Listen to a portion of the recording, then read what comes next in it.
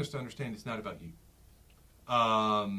If you're interacting with a business, that business one is most concerned about how they grow their business. Hey, what's up, everybody? Woodley Oralus, the host of the Fresh Vision podcast. Today, I have the president and CEO of the Ocala Chamber of Economic Partnership, Kevin Sheilley. Thank you for having you in the studio today. My pleasure. Thank you for having me. Absolutely. I've known Kevin for several years now, and he's done some amazing things here in the Ocala area, bringing different businesses into town and just being a trailblazer and pushing Ocala forward. So I wanted to have Kevin introduce himself, and then we'll dive into some more topics. Yeah, well, Woodley, again, thank you, and thank you for having me on today. As you mentioned, I lead the Ocala Metro Chamber and Economic Partnership. It's a position I've had for 10 and a half years now. And so really came in when that entity was created as a result of a merger in October of 2012. I started in December. But I am a career chamber and economic development professional, which is in our industry is pretty unique. Most people have done other things and then come into the industry. I've been doing September will mark 29 years. Yeah, that's really, i.e. I'm old, but it is what I've done besides a brief stint doing campaign work when I first got out of school. It's what I've been doing, and so I've been a part of chamber or economic development or both entities during that time in Tennessee, Kentucky, and of course in Florida for the last decade. Wow, that's amazing. So you would say you're an OG at this point. I am an OG at this point, certainly for our industry.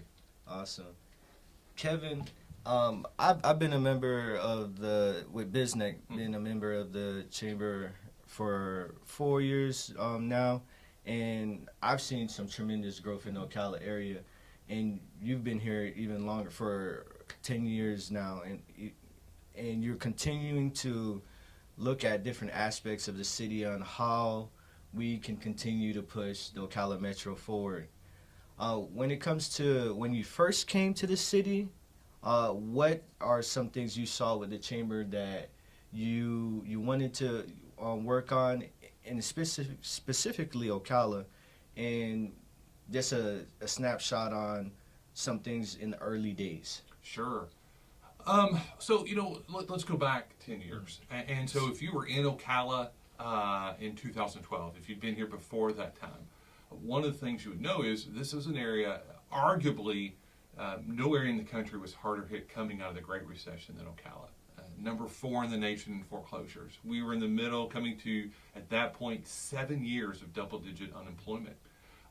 Things were not in a good space. And the Chamber and Economic Development Corporation that were merged to create the CEP are in particular in Florida, were very old organizations. The root of the CEP, which is the chamber side, goes back to 1887. Oh, wow. We're one of the oldest chambers in the state.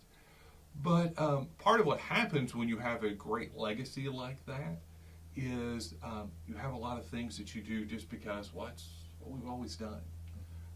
We've always done things this way. We've always approached things, and things that may have worked 30 years ago may not be as effective today. And so the merger actually and created the opportunity, and more importantly, the leadership, the board leadership who really made that merger happen, provided the support to be able to go and say, we're going to do things differently. Just because we've done things doesn't mean we're going to keep doing them. It's also been an opportunity to say, just because something makes money doesn't mean that we're going to continue to do it if it's not contributing to our mission. It can be a good thing, doesn't mean it's bad, it's just maybe not providing the most return to our mission. And so, that gave us the chance. And the other thing I'll say is, from my career, and certainly saw that here, is that when things are tough, when you're in a difficult, as a community, economic situation, financial situation as an organization, that's when you're willing to take risk. You're willing to get out there because you don't have anything to lose. And so that really created that impetus for us to approach economic development differently, to really be able to cast a vision for a holistic approach to how we were going to grow our community. Organizationally, it allowed us to pitch a model that's different. There's not another entity like the CEP in the country. There's not another entity that has a structure like we do. But we could do that because, well, things are bad, so they really can't get any worse. Right. And you know, that's the I think a place where magic happens is when you can cast this vision, when people are open in a difficult time, to then go do amazing things. Now, conversely, what that means is as things get good and you see success is not to get comfortable within that, but to remember that initial period, because I think what happens to communities, I think it happens to organizations, to businesses, to individuals, is it's easy to become complacent when things are good. So how do we stay sharp? How are we willing to continue to take risk? How are we willing to think differently, to think outside that box, and to approach things from that direction? One interesting thing you hit on earlier was that you're older, but you don't really give me that like old vibe. Like with the way you go out, like how you're able to be humble enough to just be funny with some of the presentations, like coming down from the ceiling and different stuff like that. You still bring that youthfulness, even being older, into the environment where you're approachable, that people can relate to you. What are some things that you do, or like members of the team that you gel off of, that helps keep things fresh and not in that old way? I think part of it is, look, we all want excitement, right? We all want to be part of a winning team, right? We see that in sports, right? An area you know all the time. A team starts doing well, suddenly there's this bandwagon of people who want to be a part of it, right? You get some wins and people want to be part of a winning team. They want to be part of a winning team. They also want to have fun. Life is really too short to not enjoy each of these moments. So that's why we're absolutely willing to do a little bit, get outside the box, do some crazy things. It doesn't always work, but I firmly believe that if I can get people to laugh, then they're going to be much more willing to listen to what I have to say. That important messages can be delivered much easier and more successfully when there's laughter. Because look, economics could be boring, right? I mean, we all know. From my era, we can go back to Ferris Bueller's Day Off and the scene Bueller. I mean, so how do we keep it exciting? And so with that, it's we do a lot of team approach. Hey, what are ideas? I mean, we have a very diverse team from an age standpoint, from where they're from, their approach. You know, we're spending a lot of time right now leaning into Enneagram types and making sure that we're balanced from that standpoint. But how do we contribute? What are ideas? Look, I recognize who I am. I'm a 51-year-old grandfather. I don't need to act like I'm 25. Right. But I think I can still bring excitement, enthusiasm. I can lean into other people's ideas. You know, it's funny. Someone asked me the other day, and I think one of the most important things is I think through those things is anytime I'm the most important person in a room, I'm in the wrong room. I need to be where other people are. I mean, I want to bring leaders. I want to be impacting them.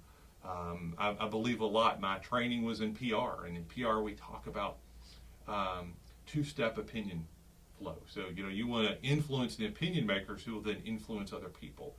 I want to make sure I'm where the people are who are influencing other people.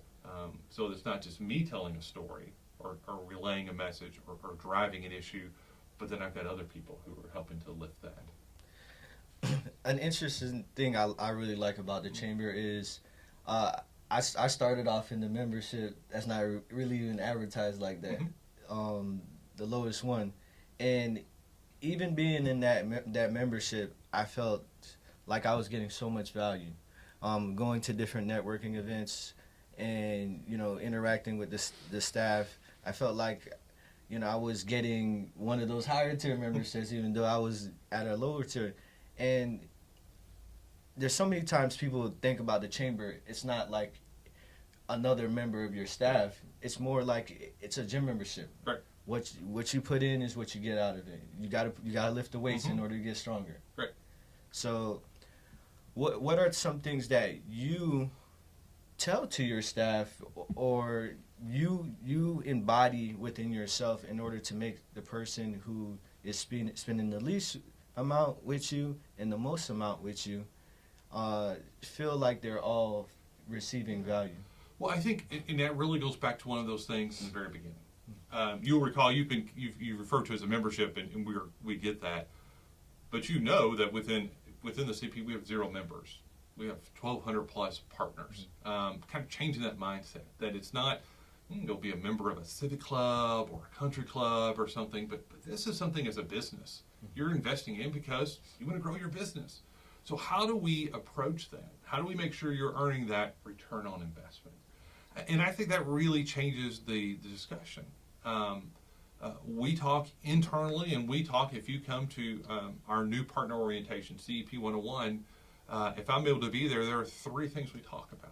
That we want to make sure businesses are earning that return on investment. And they do that through all these different ways, but it really comes down to 3 broad categories. That by attending or participating in a CEP program or event or initiative, you're going to meet new customers. You're going to meet new partners. You're going to grow your business because of those connections that you make.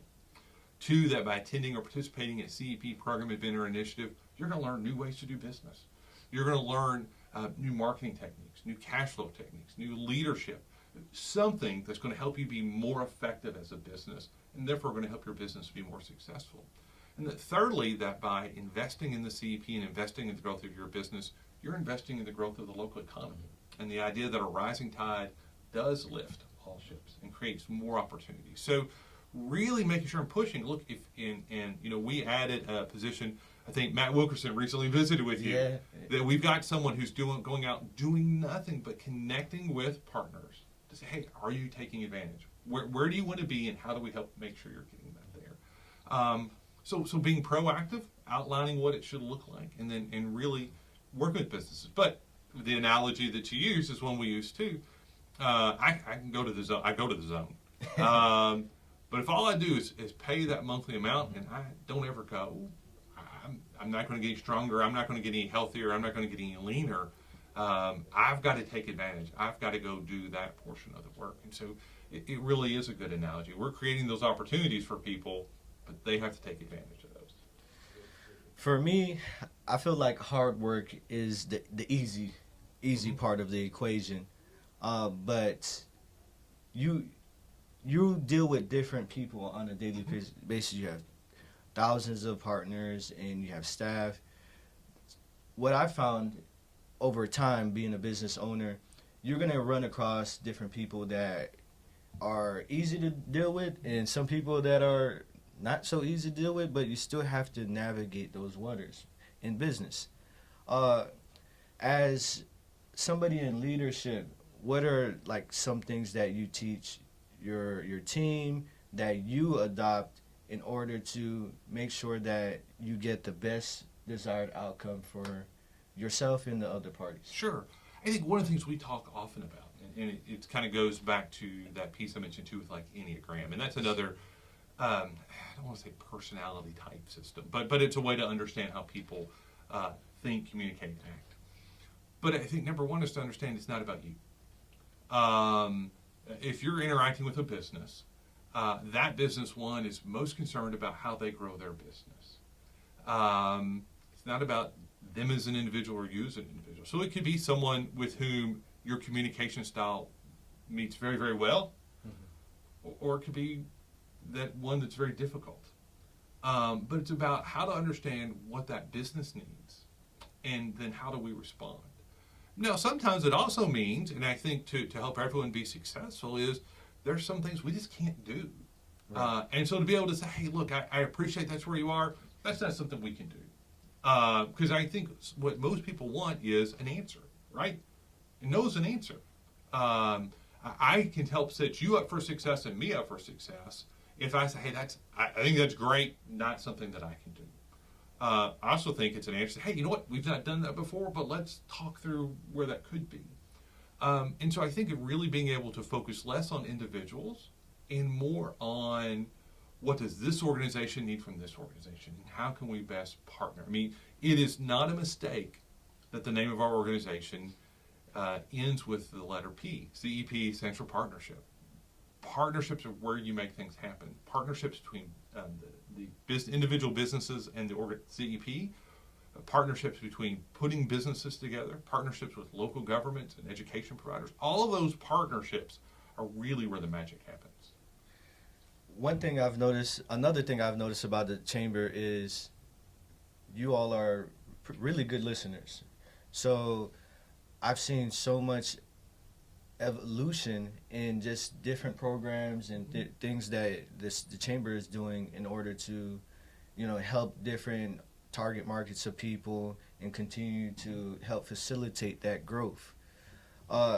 Within any relationship, partnership, it's about being able to listen and so you can comprehend in order to make whatever changes or better anything. It's something so simple but complicated for some people. And when it comes to the chamber, you're not able to be everywhere at once. No. You're a busy guy, and I appreciate you making it to this podcast because you definitely have a busy schedule. But what are some things that listening clues that you tell your staff to write down and look over in order for them to really provide the best feedback? Sometimes you can't resolve something right then and there. You have to talk to other parties and stuff like that. What are some things you tell them to look into? Well, I think one of the things is really key is we talk again a lot about those communication styles. And for some people, it's about, hey, it's important that you need to write down. Other people, that's not their learning modem. I mean, they just need to hear it. Some need to so helping them understand their learning communication style. But also, I think is someone can have a great idea, but we also believe incredibly strongly about being able to back things up with data. Yes. Someone can say, hey, I think we need a program initiative, whatever.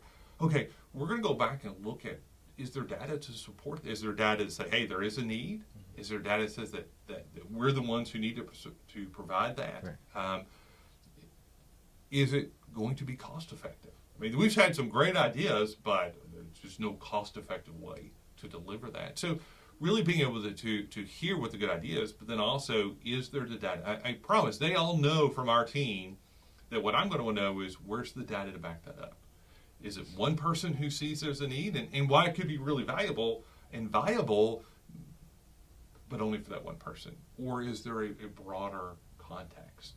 Can we take this and go do some research and find, hey, there's actually a number of businesses who can benefit from it? So really being able to take those two things together to hear, actually three, to hear, to identify what the real need is, and then three, can we back that up with data?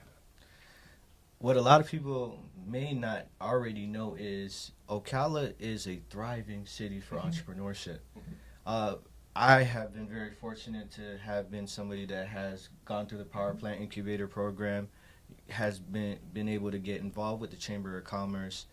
The Chamber has different programs like the power plant incubator that provides office space and other resources to small businesses that are trying to grow. You have the fast track program that entrepreneurs go to learn different business skills.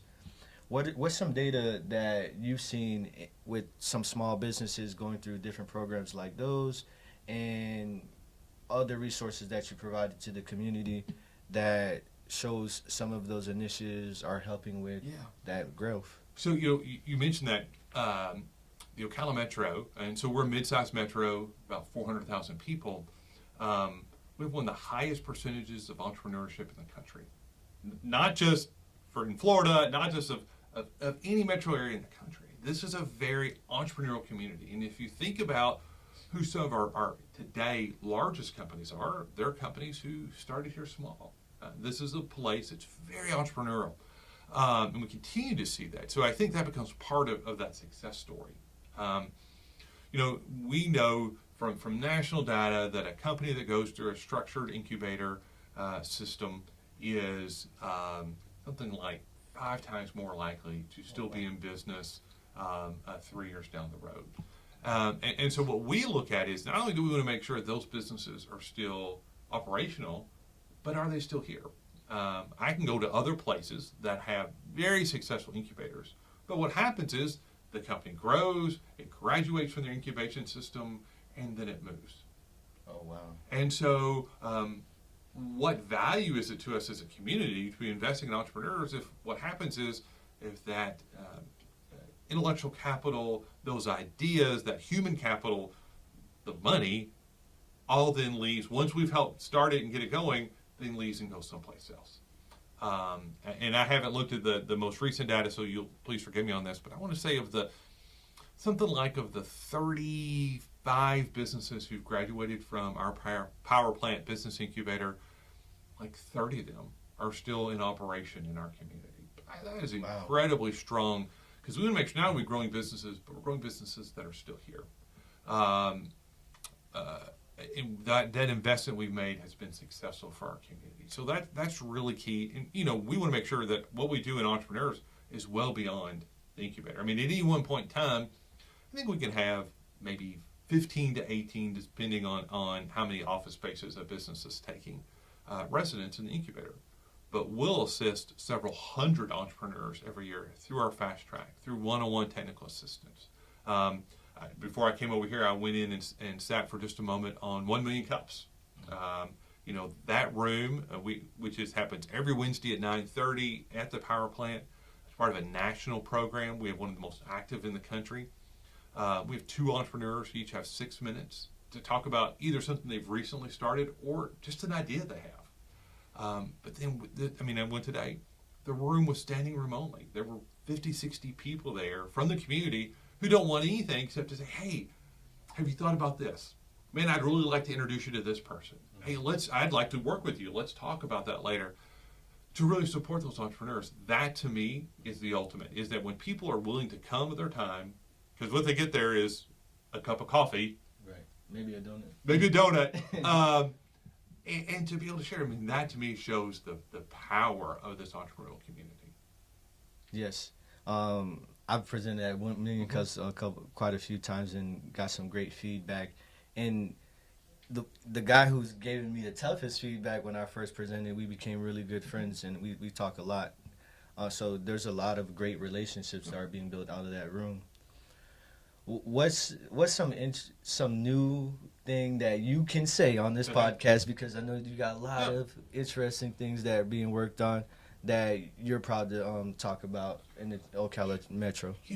There's so many great things happening. And we can look and we can turn on the news and hear nationally that the economy is slowing down or our businesses are doing this or that. But what we see is that we're continuing to talk to new businesses who need to be here and want to be here. Continue to talk to existing companies who are looking at expansion plans. So I would tell you, we're about mid-June. I would say that it always takes a little longer, but certainly by the end of the year, we will have filled probably a couple million square feet of the spec space that's here. We have some pretty exciting expansion projects that should have kicked off by then. We continue to see new jobs. We see a lot happening in the manufacturing space. Yes. And the great thing about those are great wages in that space. So a lot happening there, a lot happening in healthcare. Again, all these pieces are doing really, really well. One of the things I'm really excited about that I'd like to talk a little bit about, and this is going to be a longer term to get there, but we know that one of the challenges, if our mission is to be the catalyst for a prosperous community, that means that everyone who calls this place home has the chance to be successful. And that if we just got some data from the Brookings Institute that looked at I think the 200 largest metro areas in the country over the last 10 years. And one of the things we found is that Ocala's done phenomenally well, not just in creating jobs and some of these other things, but in making sure that this is a place where everyone can be successful. I think we ranked number 2 in inclusion.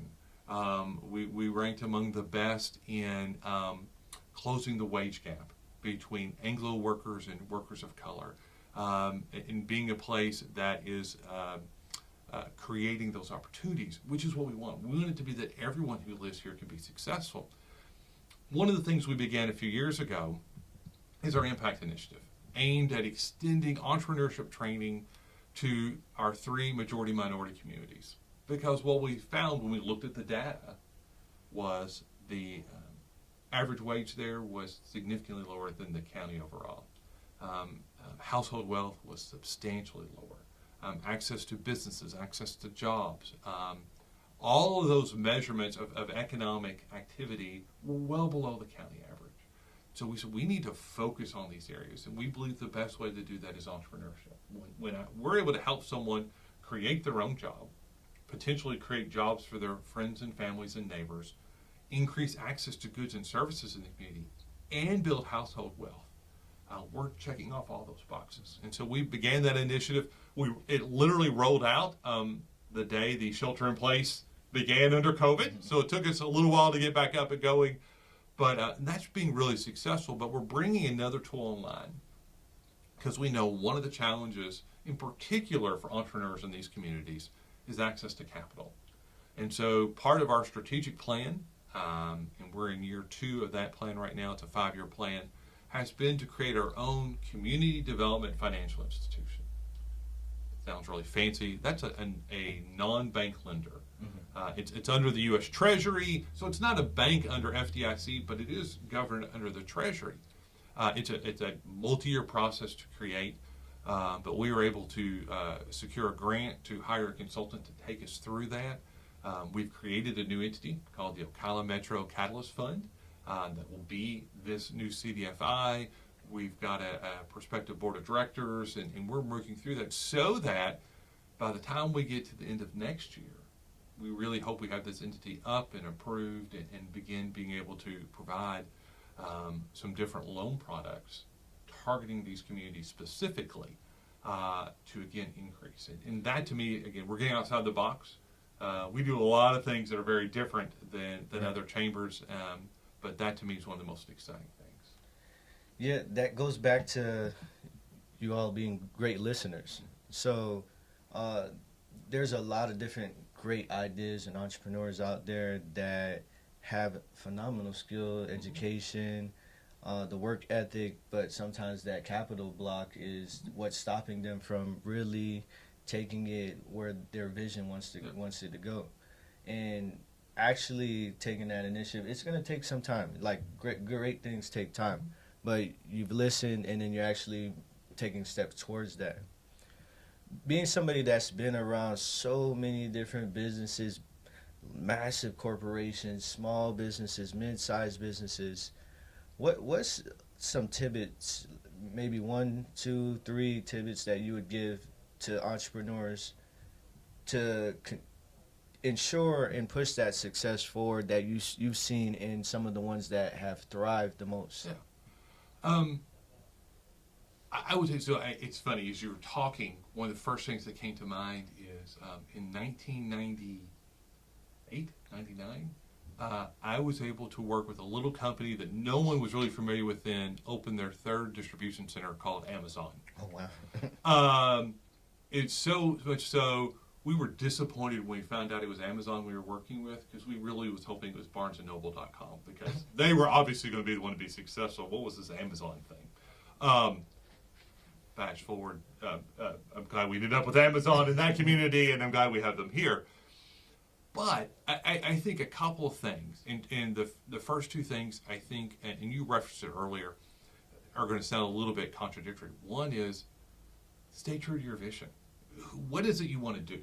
I so many times see an entrepreneur who will start and they're going to do something, and then they see something over here, and so then they come over here, and, oh, wait a minute, what about this over here? And along the way, that you can't do everything. What is it you want to do, and really stay focused on that vision?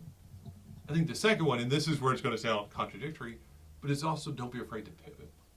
Because you start down that road, and maybe you're going to make widgets, but you determine, well, but there's already a lot of people making that widget. But if I tweak it this way, then there's an opportunity. Don't be afraid to pivot.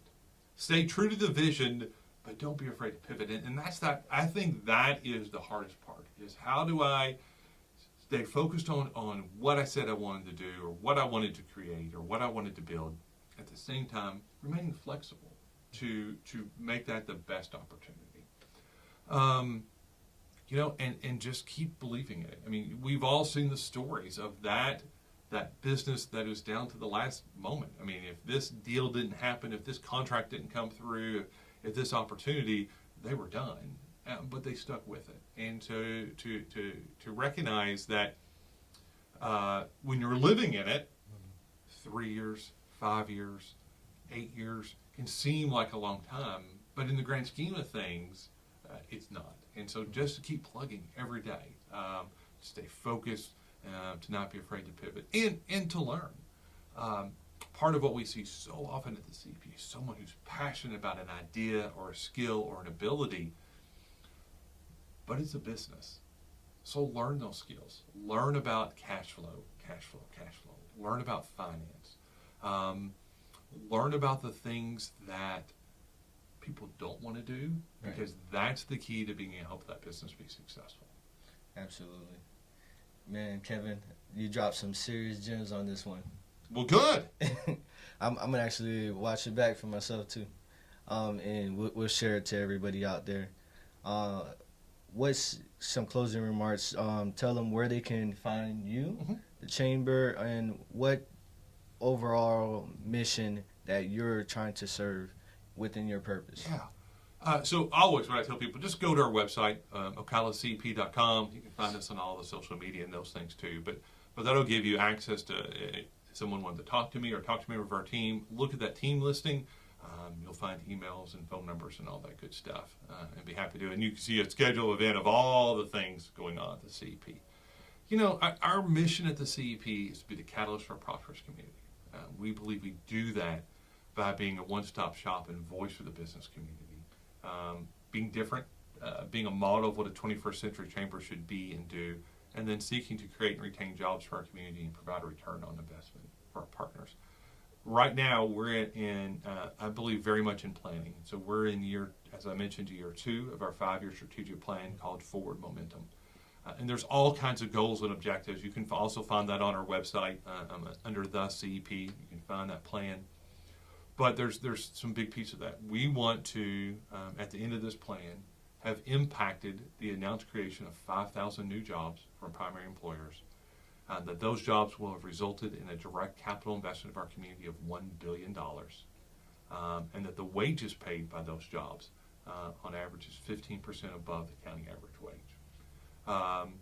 Year 1 was great. We got a long way down the road on those. But we've still got more to do, and so we're going to stay continued focus on making sure we're delivering on that plan. Absolutely. I appreciate you, Kevin, for coming on. Of course. Thank you, Woodley. And continue to do great things. We'll do it. All right. We'll catch you on the next episode. I've done events for the last 5 years. We do events every single week.